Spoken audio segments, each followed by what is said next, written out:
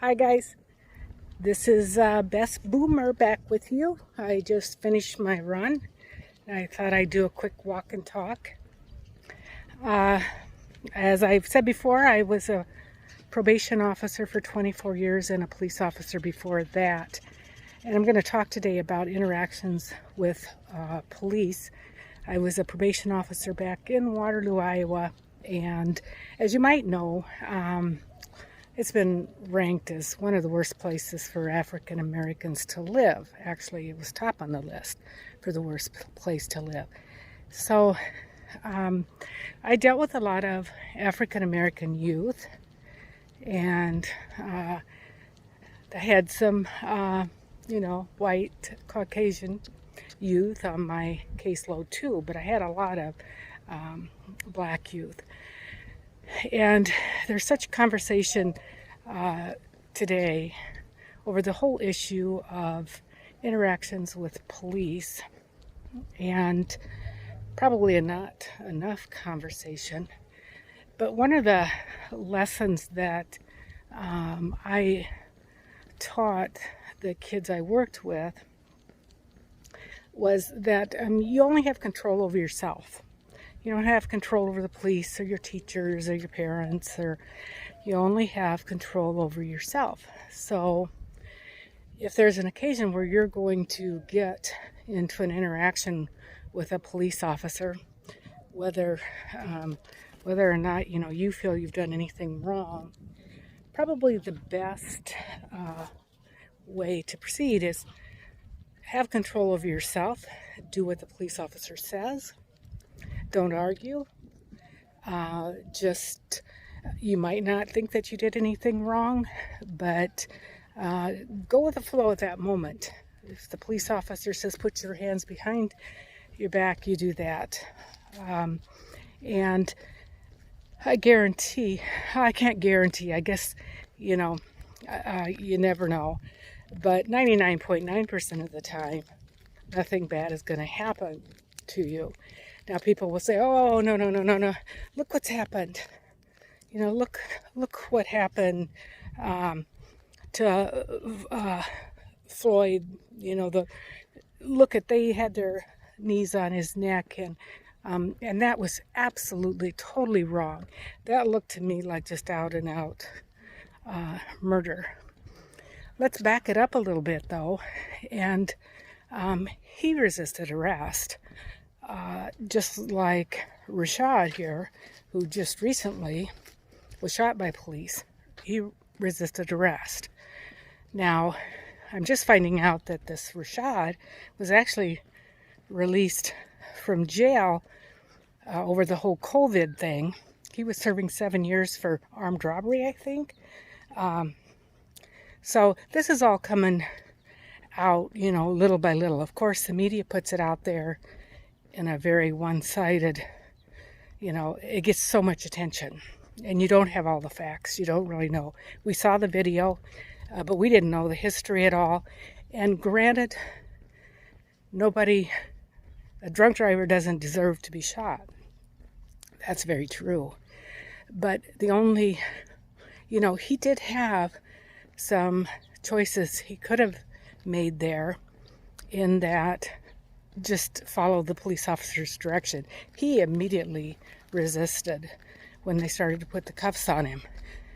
Granted, he was drunk, but that's on him.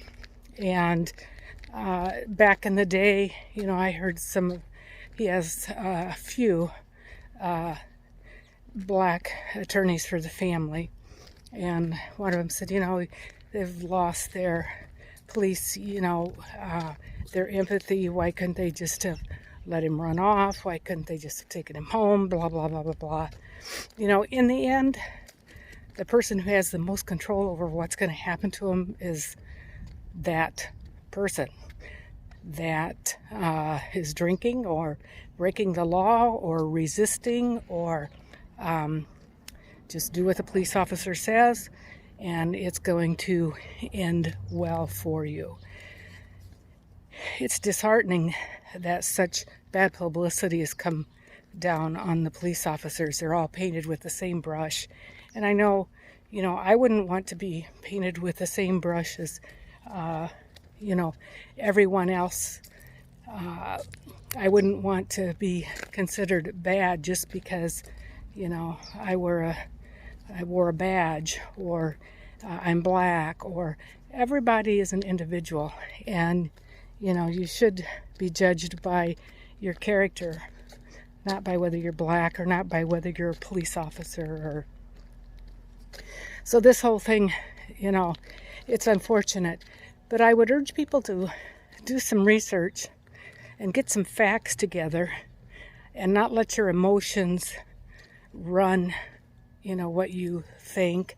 There are some facts out there that are pretty darn interesting. One of them, just off the top of my head, is 93% of blacks are killed by other blacks. Okay, that's a very sad statistic, and something should be done there. Look at Chicago and the black community. It's terrible. Now that doesn't, discount the fact that there are deaths by police on blacks. But let me say this, it has improved over the years, and studies have shown, there's a University of Washington study that says that over the last 20 years or so, actually shootings have gone down by 75% by police on blacks. Actually, you're more likely, if you're white, to be shot by police, because police are so, they think 3 or 4 times before using deadly force on a black, because of the climate now. And that's a good thing. And I hope that police, which I'm sure they do, think through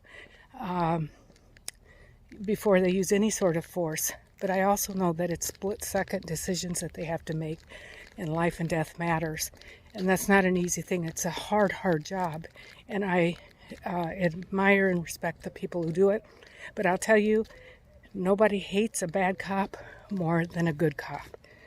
Good police officers out there hate it when one of their fellow police officers acts in a way that's not legal, not according to policy. They hate it. And this guy with Floyd, whichever it is, those police officers should be taken to task. Of course, they should be convicted. The one who actually had his knee on his neck, at least he should go to jail, and maybe the others. But, those things will be decided in a court of law. And I know we all sit back and, we give our opinions, but you really should have all the facts before you convict somebody. This latest incident where the police officer was just out and out fired right after it happened, just out and out fired.